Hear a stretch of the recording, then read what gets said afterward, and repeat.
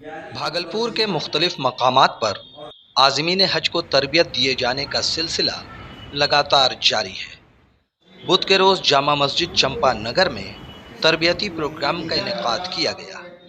مولانا عطاء الرحمان نے نیوز دا پیشن سے گفتگو کرتے ہوئے چند ایک مسائل پر روشنی ڈالی۔ چیزوں کے بارے میں بتا دیجیے کہ اگر جو ارکان چھوٹ جائیں تو انسان کے حج میں ہی خلل پڑ جائے۔ دیکھیے، دو چیزیں ہیں، ایک فرض ہے، ایک واجب ہے۔ فرض اگر چھوٹ جائے تو پھر اس کی کوئی بھرپائی نہیں ہے اور کسی بھی طریقے سے اس کا حج ہوگا ہی نہیں۔ عرفات اگر نیت نہیں کیا تو حج ہی نہیں ہوگا، اور اگر طواف زیارت نہیں کیا تو اس کا حج معلق رہے گا۔ ٹائم گزر گیا ہے تو اگلی بار پھر طواف زیارت ہی کے لیے آئے گا اور طواف زیارت کرے گا، تب اس کا پچھلا حج مکمل ہوگا۔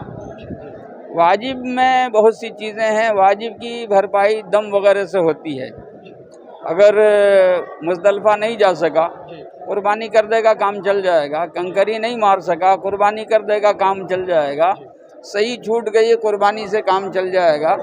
اسی طریقے سے طواف وداع رخصتی کا جو طواف ہے وہ نہیں کر سکا تو قربانی واجب ہو جائے گی، اس سے پھر اس کا حج ہو جائے گا۔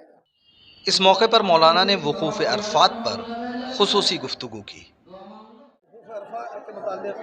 وقوف عرفہ، یہی عرفات جس کو کہتے ہیں، یہی وقوف عرفہ ہے۔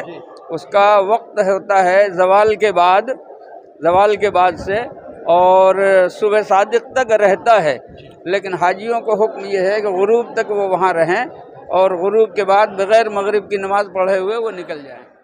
چمپا نگر میں بھی عازمین حج نے کافی تعداد میں شرکت کی۔ نیوز دا پیشن کے لیے چمپا نگر بھاگلپور سے گوہر عالم کی رپورٹ۔